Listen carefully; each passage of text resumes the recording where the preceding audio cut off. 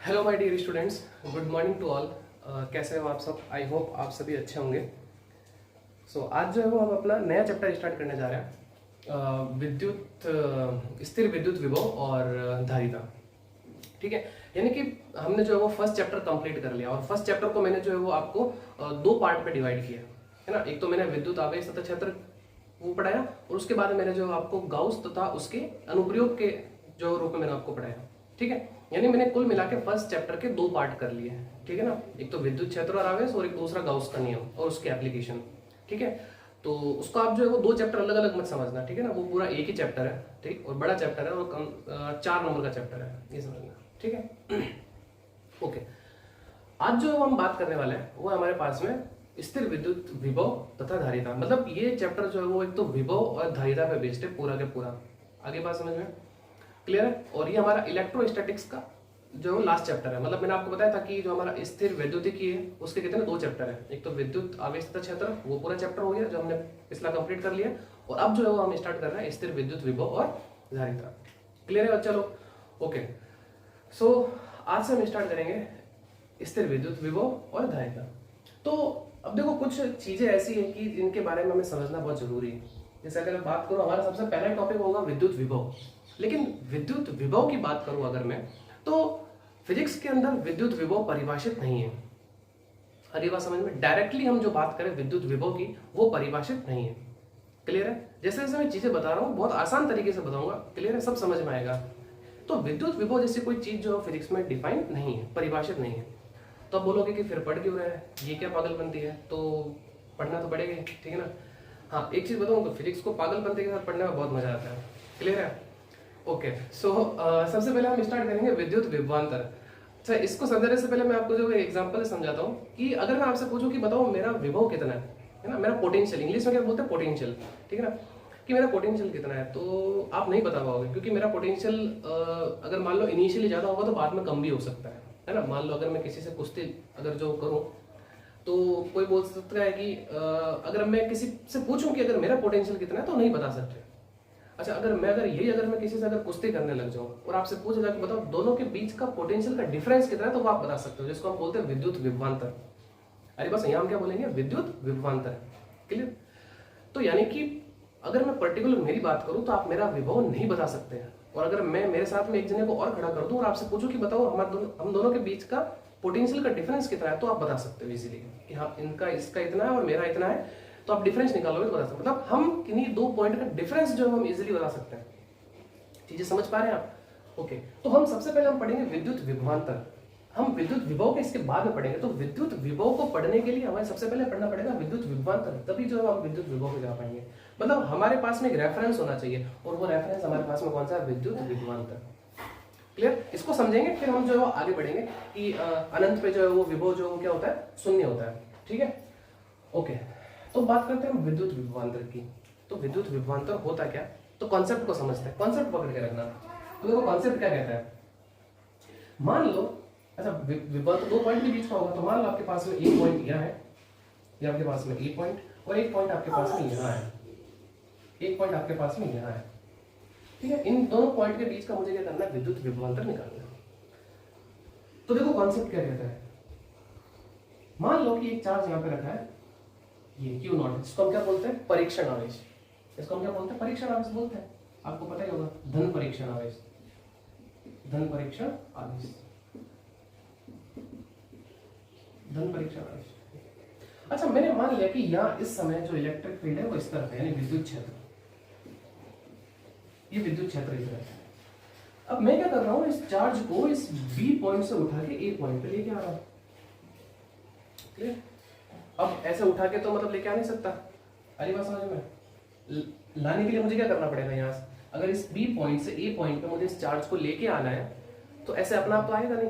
क्या करना पड़ेगा, कार्य करना पड़ेगा, है ना। बाहुबली की तरह इसको उठा के लेके आना पड़ेगा। अरे बात समझ में? ओके, तो हमें यहाँ पे बाहुबली बनना पड़ेगा। ठीक है, और बाहुबली बनने के लिए हमें क्या करना पड़ेगा, इसको यहाँ से उठा के ऐसे अपने कंधों पे इसको यहाँ पे लेके आना पड़ेगा। तो यहाँ लाने के लिए मुझे क्या करना पड़ेगा, वर्क करना पड़ेगा, यानी कार्य करना पड़ेगा। तो परिभाषा क्या निकलती है इसकी, कि पोटेंशियल डिफरेंस है विभवांतर। तो विभवांतर को हम लिखते हैं किससे, VA माइनस VB। तो क्या कहता है पोटेंशियल डिफरेंस यानी विद्युत विभवांतर कि किसी धन परीक्षण आवेश को या किसी एकांक आवेश को किसी एक बिंदु से दूसरे बिंदु तक लाने में जो कार्य करना पड़ता है उसी को हम क्या बोलते हैं, विद्युत विभवांतर बोलते हैं। वापस से, किसी विद्युत क्षेत्र में एकांक धन आवेश को किसी एक बिंदु से दूसरे बिंदु तक लाने में जो कार्य करना पड़ता है उसको हम क्या बोलते हैं, विद्युत विभवांतर बोलते हैं। यानी कि एकांक धन आवेश, एकांक का मतलब होता है डिवाइडेड, है ना। जो आपने कार्य किया, बाह्य कार्य, ये कार्य कौन सा होता है, बाह्य, हम खुद करते हैं। कहां से लेके आ रहे हैं, बी से ए, हम उसको कहां से लेके आ रहे हैं, बी से ए तक लाने में जो कार्य करना पड़ रहा है एकांक धन आवेश पे, उसको हम क्या बोलेंगे, विद्युत विभवांतर बोलेंगे। अभी ये जो डेफिनेशन जो है वो मतलब जो फॉर्मूला लिखा है वो मैंने, अभी थोड़ा सा इसमें करेक्शन है, ठीक है ना, अभी कुछ चीजें और इसमें बाकी है। तो पहले परिभाषा लिख लें इसकी। तो देखो, विद्युत क्षेत्र में किसी एकांक धन आवेश को, किसी एकांक धन आवेश को एक बिंदु से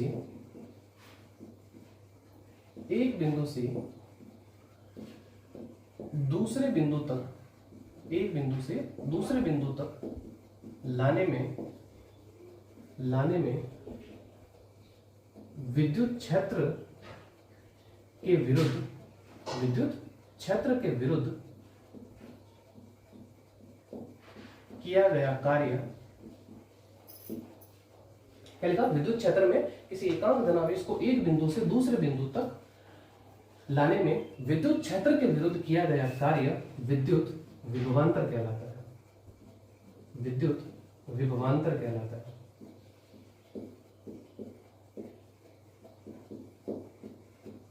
विद्युत विभवांतर कहलाता है।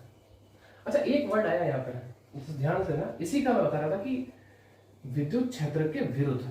अभी ये जो मैंने फॉर्मूला लिखा है इसमें थोड़ा सा करेक्शन हो गया, बता रहा हूँ। विद्युत क्षेत्र के विरुद्ध, मैंने आपको एक चीज बताई थी फर्स्ट चैप्टर के अंदर कि अगर किसी विद्युत क्षेत्र में कोई धन आवेश आता है तो वो किस तरफ भागता है, वो विद्युत क्षेत्र की ओर भागता है। और अगर कोई ऋणात्मक आवेश आता है तो वो कहाँ भागता है, उसके अपोजिट डायरेक्शन, यानी उसके विपरीत दिशा में जो वो भागता है। तो ये क्यू नॉट जो हमारे पास में कौन सा, धन परीक्षण आवेश, और विद्युत क्षेत्र इस तरफ है मैंने माना है, तो इसका मतलब ये किस तरफ जाना चाहिए, विद्युत क्षेत्र की दिशा में जाना चाहिए। लेकिन हम क्या कर रहे हैं, इसको यहां से उठा के यहां लेके आ रहे हैं, तो ऑलरेडी इस पे बल तो इस तरफ लग ही रहा है, F is equal to q naught E, इस तरफ। बट हम इसको क्या कर रहे हैं, इस तरफ लेके आ रहे हैं, तो हमें इसके विरुद्ध कार्य करना पड़ रहा है। समझ में आ रही चीज है। तो इसका मतलब यहाँ पे हमें एक साइन लगाना पड़ेगा, वो कौन सा, माइनस का। ये माइनस का साइन क्या बता रहा है आपको कि जो आपने वर्क किया है, जो आपने कार्य किया है, वो क्या है, विद्युत क्षेत्र के विपरीत दिशा में है। समझ में, हम बोल सकते हैं कि उसके विरुद्ध कार्य किया, उसके अगेंस्ट वर्क किया। क्लियर? अच्छा, ओके। अब बात करते हैं इसकी ऐसा इकाई क्या होती है। ऐसा इकाई तो देखो, कार्य की क्या होती है, जूल और कूलम, मतलब ये आवेश है, आवेश की क्या होती है, कूलम। ये हमारे पास में कूलम, और ये हम इसको बोलते हैं विभव का, आपको पता है, सब जानते हैं, किसमें लिखते हैं हम, वोल्ट में लिखते हैं।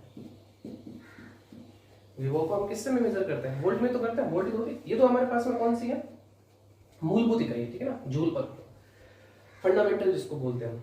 ओके, अब बात करते हैं कि ये सदिश राशि है या अदिश राशि है। तो मुझे एक चीज बताइए, कार्य की कोई दिशा होती है क्या, कार्य की कोई दिशा नहीं होती। कूलम मतलब चार्ज की बात करो, चार्ज सदिश राशि या अदिश राशि, चार्ज भी अदिश राशि है। तो इसका मतलब अदिश बटे अदिश, आपके पास में ये विभवांतर कौन सी राशि है, अदिश राशि। ये ध्यान रखना, विद्युत विभव बोलो या विद्युत विभवांतर बोलो, दोनों ही अदिश राशि। जब ये अदिश राशि आएगी तो विद्युत विभव भी अदिश ही आना है, ठीक है। तो क्या समझे आप विद्युत विभवांतर से, कि अगर किसी विद्युत क्षेत्र में किन्हीं दो पॉइंट पे अगर आपको विद्युत विभवांतर निकालना है, हम क्या करेंगे, किसी एकांक धन आवेश को एक बिंदु से दूसरे बिंदु तक लाने में विद्युत क्षेत्र के विरुद्ध जो कार्य करना पड़ता है उसी को हम क्या बोलते हैं, विद्युत विभवांतर बोलते हैं। आई होप आपको चीजें सारी समझ में आई होंगी। क्लियर? अब बढ़ते हैं हम आगे अपने अगले टॉपिक पे, जो है हमारा विद्युत विभव। विद्युत विभव, ओके, इलेक्ट्रिक पोटेंशियल। अच्छा, अब विभव जो है वो किसी एक बिंदु का निकलता है। अरे बस, मतलब यहाँ मैं बात करना चाह रहा हूँ किसी एक बिंदु का विभव क्या होता है। मैंने आपको पहले बताया था कि किसी बिंदु का अगर आप विभव डायरेक्टली निकालना चाहो तो फिजिक्स में परिभाषित नहीं है। हमें क्या करना पड़ेगा कि एक रेफरेंस पॉइंट मानना पड़ेगा।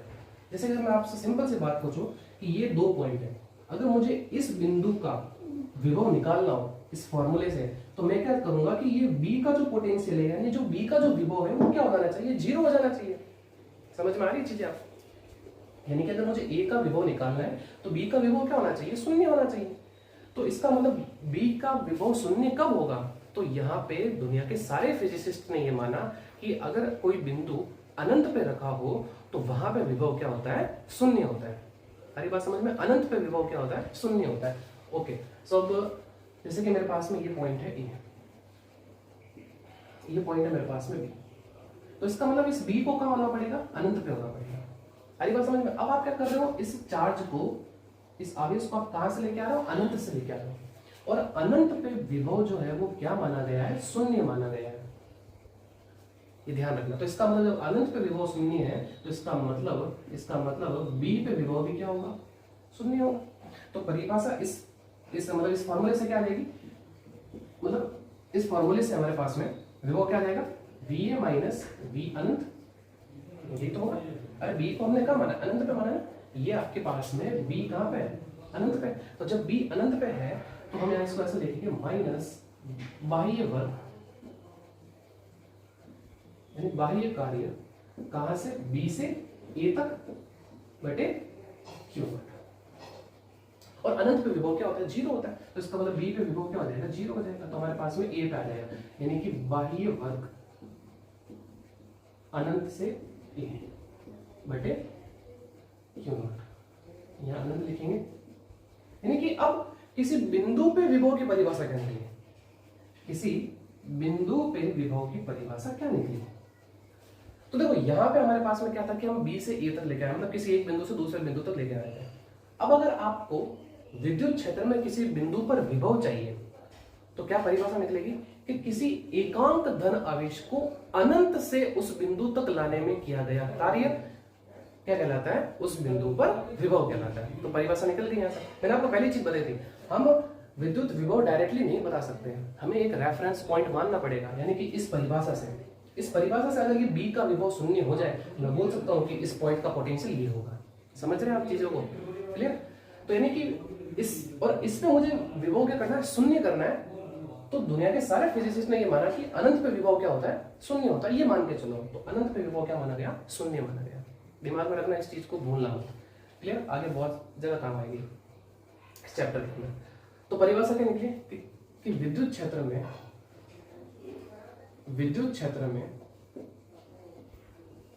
किसी बिंदु पर विभव विद्युत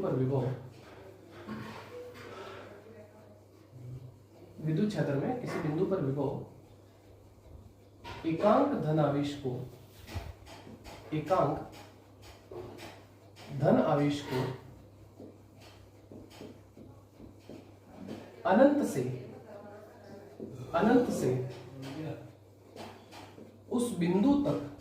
अनंत से उस बिंदु तक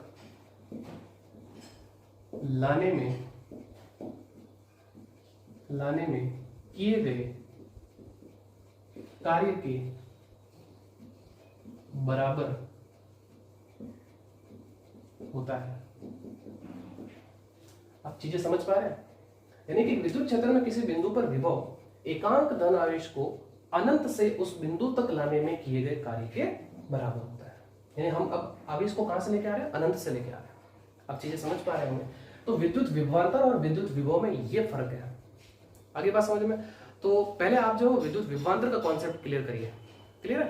तो क्या होता है, कार्य बटा आवेश। क्लियर? तो आई होप आपको ये समझ में आया होगा। तो फटाफट आप वीडियो को पॉज करिए और इसको नोट करिए, फिर हम आगे बढ़ते हैं। कुछ नोट पॉइंट लिखवाता हूँ और फिर हम जो है वो 2 एग्जाम्पल करते हैं ताकि आपके जो कॉन्सेप्ट और अच्छे से हो जाए। ठीक? So pause the video and note down. All right my dear students, अब हम आगे बढ़ते हैं हमारे अगले कुछ टॉपिक पे। तो उस टॉपिक पे आने से पहले मैं आपको कुछ नोट पॉइंट लिखवाना चाहूंगा। तो नोट पॉइंट क्या है, सबसे पहले मैं फर्स्ट नोट पॉइंट लिखवाता हूँ आपको कि 1 वोल्ट किसे कहते हैं हम। ठीक है?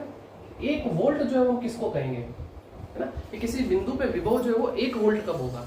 तो ध्यान से देखो कि अगर हम बात करें विद्युत विभव की, तो विद्युत विभव की परिभाषा से हमने क्या लिखा कि V is equal to W/Q, ये लिखा हमने, है ना, W/Q0। तो यदि जो आपके पास में आवेश है उसकी वैल्यू कितनी हो जाए, 1 कूलम हो जाए, और W बराबर कितना हो जाए, 1 जूल हो जाए, क्लियर। तो यहाँ जब मैं वैल्यू रखूंगा तो V इज इक्वल टू हमारे पास में कितना आएगा, 1 joule upon 1 coulomb is equal to 1 upon 1 हो जाएगा। जूल पर कूलम आपके पास में क्या होता है, वोल्ट होता है। बोलो सही है, समझ में आई चीज। यानी कि सिंपल सी बात है कि अगर जब मैं अनंत से किसी 1 कूलम आवेश को उस बिंदु तक लेके आऊं और मुझे 1 जूल का जो है वो कार्य करना पड़े, तो मैं कह सकता हूं कि उस बिंदु का विभव कितना है, 1 वोल्ट है। चीजें समझ में आ रही है। यानी कि यदि आपको अगर किसी बिंदु पे 1 वोल्ट विभव चाहिए, तो मैं क्या करूंगा कि अनंत से किसी एक बिंदु को उस पॉइंट पे लेके आऊंगा, और अगर उस अनंत से आवेश, वो आवेश कितना होना चाहिए मेरे पास में, 1 कूलम होना चाहिए। यानी कि 1 कूलम आवेश को मैं अनंत से उस बिंदु तक लेके आऊं और मुझे 1 जूल जो है वो कार्य करना पड़े, तो इसका मतलब मैं कह सकता हूं कि उस बिंदु का विभव कितना है, 1 वोल्ट है। चीजें समझ पा रहे हैं, कॉन्सेप्ट को समझे आप? ओके। यानी कि अगर मैं बात करूं इसको, अगर मैं लैंग्वेज की फॉर्म में लिखूं कि यदि, या मैं जो इसको ऐसे लिख सकता हूं कि किसी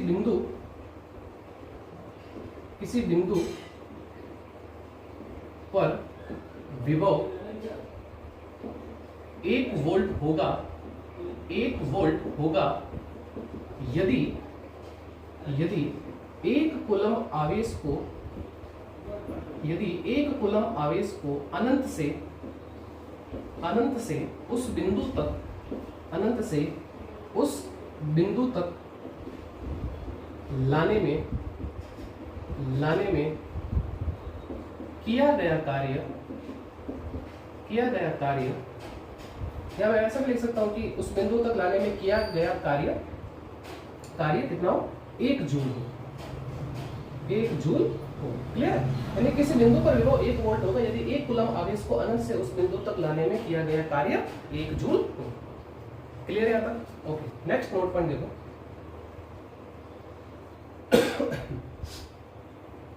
विद्युत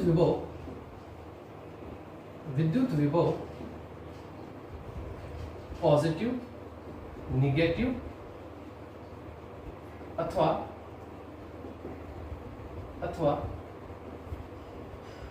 शून्य हो सकता है, ये ध्यान रखना। आपको पता होगा ना, पोटेंशियल निगेटिव में भी होता है ना, 0 भी हो सकता है। मतलब अगर दोनों पॉइंट वही है ना, आपके ए, मतलब अगर कोई चार्ज वही है तो इसका मतलब वहां का विभव क्या होगा, 0। मतलब दोनों पॉइंट एक ही जगह पे। मेरी बात समझ रहे हैं आप? विद्युत विभव 0 कब होगा, या विद्युत विभवांतर 0 कब होगा, कि जब अगर आपके पास में दोनों पॉइंट एक ही जगह पे हो। तो इसका मतलब वो हम बात करेंगे, समविभव पृष्ठ आएगा आगे, है ना। समविभव पृष्ठ पे किसी भी बिंदु पे विभव क्या होता है, 0 होता है, तो उसकी बात करेंगे हम। तो विभव जो है वो पॉजिटिव भी हो सकता है, निगेटिव भी हो सकता है, जैसे कि -15 वोल्ट, +15 वोल्ट है, और 0 भी हो सकता है, ये ध्यान रखना। तीसरा पॉइंट देखो, यह जो कार्य करते हो, यह किया गया कार्य पथ पर निर्भर नहीं करता है, पथ पर निर्भर नहीं करता है, ये ध्यान रखना, पथ पर निर्भर नहीं करता है। यानी कि जैसे कि सिंपल सी बात आप समझो आपको, कि जैसे कि आपके पास में ये A पॉइंट है, ये आपके पास में B पॉइंट है। अब आप यहाँ पे जो है वो एक चार्ज को रख दिया, अब आप जो है वो इस Q0 को यहाँ तक लेके आए हो, B से A तक। तो मान लो आपने एक रास्ता ये लिया, दूसरा रास्ता आपने ये ले लिया, तीसरा रास्ता आपने जो है वो ऐसे आ गया। यानी कि कहने का मतलब ये कि जो कार्य होता है ना वो पथ पर निर्भर नहीं करता है, ये ध्यान रखना। चाहे आप उसको कहीं से भी लेके आओ, कैसे भी लेके आओ, कोई कार्य एक अदिश राशि है, आगे बात समझ लो। तो इसलिए हम जो है उसको कहीं से भी लेके जाए, मतलब पथ पर निर्भर नहीं करता है, मतलब दूरी पर निर्भर नहीं करता है, ये भी समझ सकते हो आप। पथ का मतलब आप समझ लो दूरी से, पथ का मतलब समझ लो एक दूरी। मतलब मैंने ये एग्जांपल लिया, इसी से रिलेटेड है, ठीक है ना। यहाँ दूरी दे रही है, इसका कोई मतलब नहीं है इस एग्जांपल में। तो समझते हैं आप, 1 वोल्ट किसे कहते हैं, है ना। विभव जो है वो निगेटिव भी हो सकता है, पॉजिटिव भी हो सकता है, और 0 भी हो सकता है, ठीक है। यहाँ आप विद्युत विभवांतर भी लिख सकते हो, कोई दिक्कत नहीं है, सब एक ही चीज है ना, विद्युत विभवांतर। लेकिन जब हम बात करेंगे विद्युत विभव की, तो हमें दूसरा पॉइंट का मानना पड़ेगा, अनंत पे मानना पड़ेगा। बात एक है ना, तो विद्युत विभवांतर धनात्मक, ऋणात्मक और शून्य भी हो सकता है। अच्छा चलते हैं हम अपने एग्जाम्पल की तरफ। 2 एग्जाम्पल लिए, बहुत ही अच्छा एग्जाम्पल है, इससे आपकी चीजें और ज्यादा क्लियर हो जाएगी। क्या बोला है? अच्छा एक चीज और बताता हूँ मैं आपको कि क्वेश्चन में ये भी ध्यान रखना कि आवेश को कहाँ से कहाँ ले जाया जा रहा है। जैसे कि मैं अगर यहाँ बात करूँ तो मैं बी से ए लेके जा रहा था, तो मैं कैसे लेके रहा था इसको, V A minus V B, विभवांतर, ठीक है, V A minus V B लिख रहा था, क्योंकि हम क्या करते हैं, फाइनल माइनस इनिशियल, है ना, अंतिम माइनस प्रारंभिक, ही सॉरी प्रारंभिक माइनस अंतिम यही करते हैं, या अंतिम माइनस प्रारंभिक करते हैं। सोच के बताओ, अगर मैं इसको बी से ए लेके जा रहा हूँ तो ये प्रारंभिक हुआ, ये अंतिम हुआ ना, तो हम कैसा करते हैं, अंतिम माइनस प्रारंभिक। क्लियर है तक? तो इस तरीके से आपको करना है। अगर मान लो इसको मैं ए से बी लेके जाऊँ तो मैं इसको कैसे लिखूंगा, V B minus V A लिखूंगा। क्लियर है यहाँ तक? इस एग्जाम्पल का ये तो एक स्थान पर विद्युत विभव माइनस 15 वोल्ट है, कोई दिक्कत नहीं, बना लेते हैं अपन, जैसा क्वेश्चन में बोला वैसा कर लेते हैं। ये आपके पास में ए पॉइंट हो गया, ये आपके पास में बी पॉइंट हो गया। क्लियर है यहाँ तक? इस पर मान लिया मैंने कितना, माइनस 15 वोल्ट है, ठीक है, तथा दूसरे स्थान पर विभव V वोल्ट है, तो मान लिया मैंने यहाँ पे कितना, V वोल्ट, ठीक है। अब आप जो है यदि 5 कूलम आवेश को एक स्थान से दूसरे स्थान तक ले जाने में 150 जूल कार्य करना पड़े तो V का मान ज्ञात करो। तो मान लो मैंने ये आपके पास प्रारंभिक है, आप यहाँ से यहाँ लेके जा रहे हो इसको, तो इसका मतलब ये आपका रास्ता हुआ। और कितना चार्ज आपके पास में, 5 कूलम चार्ज, और कितना कार्य करना पड़ रहा है आपको, 150 जूल। चीजें समझ में आ रही है? ठीक है, यहाँ 5 की जगह आप 6 कर दो, कोई दिक्कत नहीं है, आप यहाँ पे 6 कूलम कर दीजिए, इसको आप 6 कूलम कर दीजिए, ठीक है, इसको आप 6 कूलम कर दीजिए, ओके, कुछ भी ले सकते हैं, कोई दिक्कत नहीं। अब आपको बताना है V का मान, तो देखो आप A से B लेके गए, इसको हम कैसे लिखेंगे, VB minus VA is equal to W upon Q। देखो परिमाण, अगर आप परिमाण की बात कर रहे हैं, परिमाण हम इसको W अपॉन Q लिख सकते हैं। क्लियर है यहाँ तक? माइनस का साइन सिर्फ आपको क्या बताता है, मैंने आपको पहले ही बताया था, माइनस का साइन सिर्फ हमें ये बताता है कि हम जो कार्य कर रहे हैं वो विद्युत क्षेत्र के विरुद्ध कर रहे हैं। चीजें समझ में आ रही? ओके, सो VB यहाँ आपका विभव कितना है, V है, माइनस A का विभव कितना है, माइनस 15 है, W आपके पास में कितना है, 150 है, और Q की वैल्यू आपके पास में कितनी है, 6 है। क्लियर है? ओके, तो ये आपके पास में कितना हो जाएगा, V plus 15 is equal to, इसको इससे कट कर दो तो आपके पास में ये कितने बार कट जाएगा, 2 बार चला जाएगा, फिर उसके बाद आपके पास में 3 बचेगा, और फिर 5, तो इसका मतलब आपके पास में ये 25 आ गया, इसको इस तरफ शिफ्ट कर दो, आपके पास में V की वैल्यू कितनी निकल के आ रही, 10। क्लियर? तो इस तरीके से जो हम क्वेश्चन को सॉल्व करते हैं। अगला क्वेश्चन बताइए, सो 20 कूलम आवेश को एक बिंदु A से B तक ले जाने में 0.2 मीटर दूरी के लिए किया गया कार्य आपके पास में 2 जूल है, तब इन बिंदुओं के मध्य विद्युत विभवांतर क्या होगा। तो सिंपल सी बात है, आपके पास में ए बिंदु, ये आपके पास में जो है बी बिंदु, ये ए और ये बी, ए से बी तक आपको लेके जाना।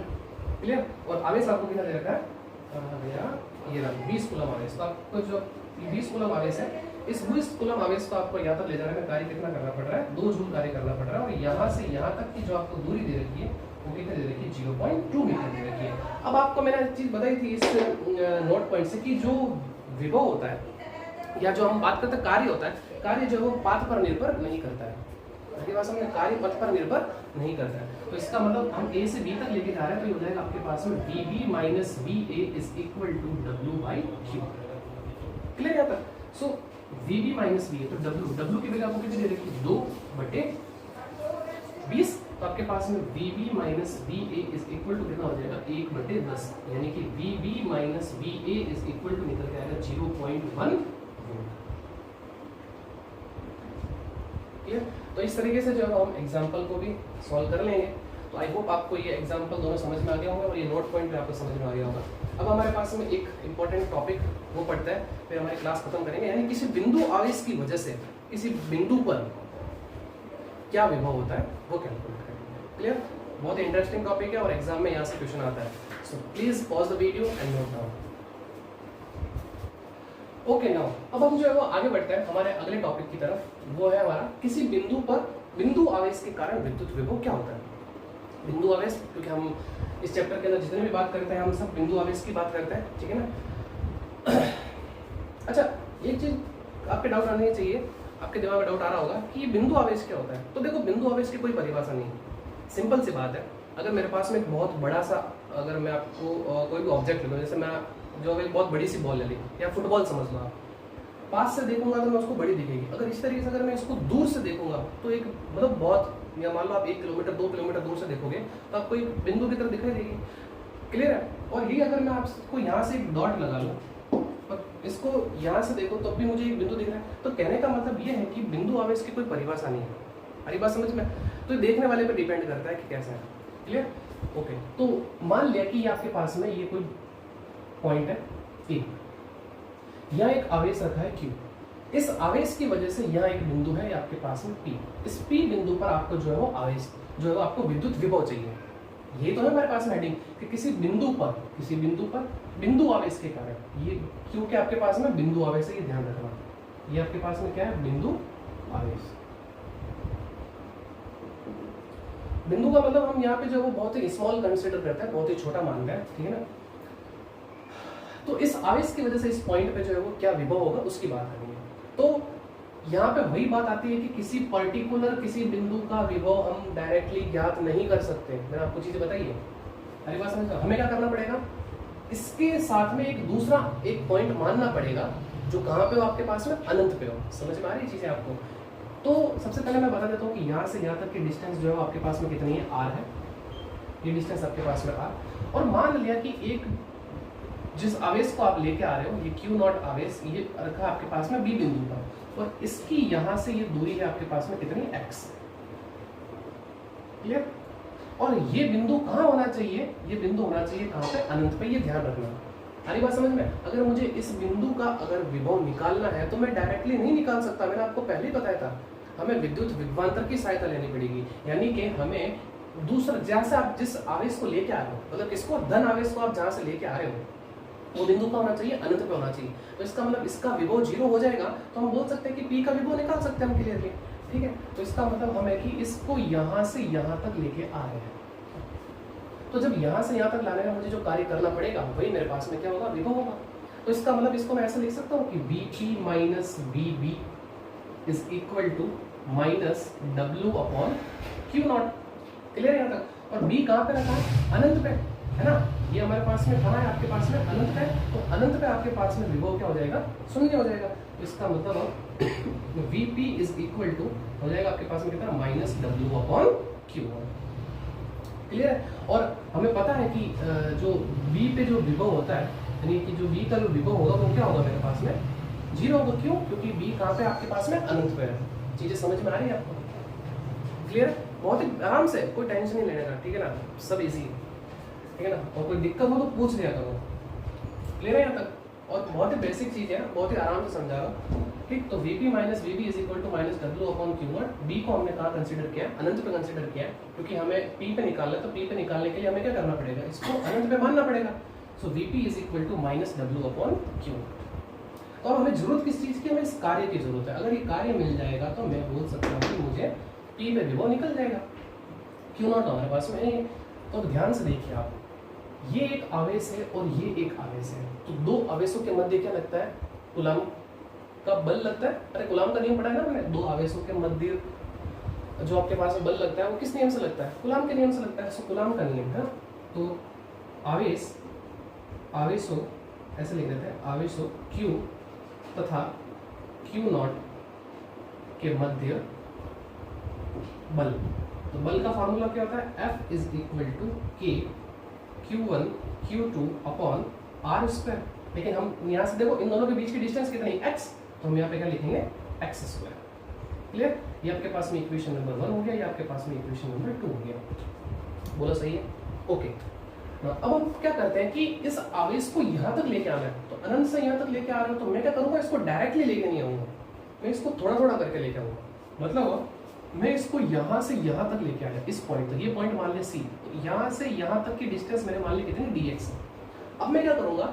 इस आवेश को यहाँ तक dx लेके आया, तो यहाँ तक लाने में कार्य निकालूंगा। फिर इस बिंदु को यहाँ से dx लाने में कार्य निकालूंगा। फिर dx dx dx करके मैं यहाँ तक आ जाऊँगा। तो इसका मतलब इन सभी कार्य को मैं ऐड करूँगा तो मैं बोल सकता हूँ कि मैं यहाँ से यहाँ तक लाने में मैं कुल कार्य निकाल लूँगा। समझ में आ रही चीज़ें? यानी कि सबसे पहले मैं dx तक लाने का कार्य निकालूंगा, फिर dx और लाऊंगा कार्य, फिर dx और लाने तक कार्य। तो इन सभी कार्यों को ऐड करूंगा तो मैं बोल सकता हूँ कि b से p तक लाने में मैंने कुल कार्य निकाल लिया। अब इतना थोड़ी काम करेंगे, हम करेंगे क्या? यहाँ तक निकाल लेंगे। और टोटल निकालने के लिए हमारे पास में एक जो बहुत ही बड़ा हथियार है वो कौन सा है? समाकलन। तो समाकलन कर लेंगे। समाकलन का काम ही क्या है? सबको ऐड करना। ओके, तो यहाँ पे लिखता हूँ मैं Q0 को क्यू नॉट को अनंत से सी तक लाने में किया गया कार्य। तो अनंत से सी तक लाने में किया गया कार्य क्या हो जाएगा, छोटा सा कार्य W, और कार्य बराबर क्या होता है, बल इंटू विस्थापन। सो बल ये आपके पास में और विस्थापन आपके पास में कितना होगा, dx, ये dx आपके पास में विस्थापन। Clear, okay. नाउ अब हम बोलते हैं कि B से P तक Q नॉट को B से, या हम बोल सकते हैं अनंत से P तक लाने में किया गया कुल कार्य। तो कुल कार्य कैसे निकालेंगे यहाँ से यहाँ तक लाने में, तो ध्यान से देखो हम क्या करेंगे, इसका इंटीग्रेशन कर लेंगे। तो देखो क्या हो जाएगा, W is equal to integration of dW। अरे बात समझ में, यानी यहाँ तक लाने में dW कार्य होगा, फिर यहाँ तक लाने में dW, फिर यहाँ तक dW, जितने भी होंगे हम सबको ऐड कर देंगे। ऐड करने का काम कौन करेगा, इंटीग्रेशन। ओके, अब बात आती है लिमिट की। लिमिट क्या लगेगी, तो देखो इस बिंदु से यहाँ तक की दूरी, कितनी आपके पास में x है, तो इसका मतलब ये हो जाएगा आपके पास में, और x कहाँ पे आपके पास में, इनफाइनाइट पे, तो ये हो जाएगा आपके पास में इनफाइनाइट। इस बिंदु से यहाँ तक की दूरी इनफाइनाइट, और फिर इस बिंदु से यहाँ तक की दूरी कितनी आपके पास में r। तो लिमिट लग गई कहाँ से कहाँ तक, इनफाइनाइट से r, क्योंकि आप इसको यहाँ से यहाँ लेके आ रहे हो। तो ये डिस्टेंस तो आपके यहाँ तक होगी कितनी, इनफाइनाइट, और फिर यहाँ से लेके यहाँ तक की डिस्टेंस होगी आपके पास में कितनी, r। अब जो है आप इस dW की वैल्यू रख लीजिए। अब आप इस dW की वैल्यू रख लीजिए, तो W इज इक्वल टू आपके पास में हो जाएगा integration infinity to r, dW की वैल्यू क्या हो जाएगी, f इंटू dx। अब f की वैल्यू समीकरण 2 से रख लीजिए आप, k q not upon x square. So W is equal to integration limit infinity to r k q not upon x square into dx। बोलो, आई होप आपको चीजें समझ में आ रही होंगी। Clear, so k q not को बाहर निकाल लेंगे। So W is equal to k q not integration limit infinity to r x की पावर -2 dx। आई होप आपको समझ में आ रहा होगा, ठीक है। अब यहाँ इंटीग्रेशन करना है। अब इंटीग्रेशन के लिए मैंने आपको एक फॉर्मूला लिखा रखा है, x की पावर n का, 11 में पढ़ाया था। x की पावर n dx क्या होता है, हम क्या करते हैं, घात में एक ऐड कर देते हैं और डिवाइडेड बाई घात प्लस 1, यही करते हैं, यही फॉर्मूला है। तो यहाँ यही करेंगे हम। सो W इज इक्वल टू ये हो जाएगा k q नॉट, ये हो जाएगा आपके पास में x की पावर -2 + 1 डिवाइडेड बाई -2 + 1, और लिमिट लग जाएगी अनंत से r। क्लियर है, ओके। सो -2 + 1 कितना, -1 बचेगा, और -1 को मैं बाहर ले लेता हूँ। तो W is equal to -k q not, यहाँ से कितना बचेगा, x की पावर -1, तो नीचे लेके आऊंगा तो ये हो जाएगा आपके पास में 1/x, और लिमिट हो जाएगी इन्फिनिटी से r। अब लिमिट लगानी है। अब लिमिट कैसे लगाते हैं आपको पता है, upper limit minus lower limit. So -k q not upon multiply 1/r - 1/∞। बोलो सही है। और जब भी आपको पता है कि हर में अनंत आता है तो इसकी वैल्यू क्या हो जाती है, 0 हो जाती है। तो हमारे पास में बचा क्या होगा, W is equal to -k q not upon r। ये तो हमारे पास में कार्य आ गया, आ रही बात समझ में, ये कार्य आ गया। अब क्या करेंगे हम, समीकरण 1 में इस W की वैल्यू रख लेंगे, ठीक है ना। तो समीकरण 1 में W का मान रखने पर, समीकरण 1 में W का मान रखने पर, जब आप जो है इस W का मान रखोगे, यहाँ पे W का मान आप यहाँ पे रखोगे, तो आपके पास में क्या आएगा, देखो Vp is equal to minus, so minus k q not upon r divided by q not, यही तो होगा। W की वैल्यू यहाँ पे रख ली और डिवाइडेड बाई q नॉट। तो देखो ये q नॉट से ये q नॉट कैंसिल आउट हो जाएगा, तो आपके पास में बचेगा क्या, देखो माइनस माइनस मिलके प्लस हो जाएगा, तो बचा क्या आपके पास में kq/r। तो P बिंदु पर विभव क्या आ गया आपके पास में, kq/r। क्लियर है यहाँ तक, आई होप आपको सारी चीजें समझ में आ गई होगी। अगर आपको ये इंटीग्रेशन समझ में नहीं आया है तो आप इसको वीडियो को वापस जो रिवाइंड कीजिए, पीछे कीजिए और वापस से देखिए, आपको सारी चीजें समझ में आ जाएंगी। क्लियर है यहाँ तक। सबसे पहले मैंने क्या किया, इस आवेश को यहाँ से यहाँ तक लेके आया, ठीक है, और यहाँ तक लाने में मैंने इसका कार्य निकाला। वो कार्य क्या होता है, बल इंटू विस्थापन, और बल आपके पास में क्या हो जाएगा, इन दो आवेशों के मध्य बल। तो F is equal to q1 q2 upon r square लगा लेंगे। और मुझे क्या करना है, इस P पे विभव निकालना है। तो मैंने आपको एक चीज समझा रखी है कि किसी बिंदु पे विभव हम डायरेक्टली नहीं निकाल सकते। आई होप आप समझ पा रहे हैं इस चीज को, ठीक है ना। तो P और ये B, तो हमें क्या करना पड़ेगा, एक और बिंदु लेना पड़ेगा। मैंने आपको समझाया था, है ना। हम 2 बिंदु लेना पड़ेगा, हम विभवांतर इजीली निकाल लेंगे। तो ये हमने क्या किया, विभवांतर का यूज किया यहाँ पे। तो Vp minus Vb is equal to minus W upon Q not. B को का माना अनंत पे और अनंत पे विभव क्या हो गया 0, तो हमारे पास है Vp is equal to minus W upon Q. हमें डब्ल्यू की जरूरत है, हमने कार्य निकाल लिया यहाँ पे। क्लियर? अगर समझ में ना आया तो वीडियो को वापस देखिए, सब कुछ समझ में आ जाएगा। क्लियर? तो आई होप आपको आज की क्लास मजा आया होगा और सब कुछ समझ में आया होगा। तो मिलते हैं नेक्स्ट वीडियो में, तब तक अपना ध्यान रखिए। Thank you so much.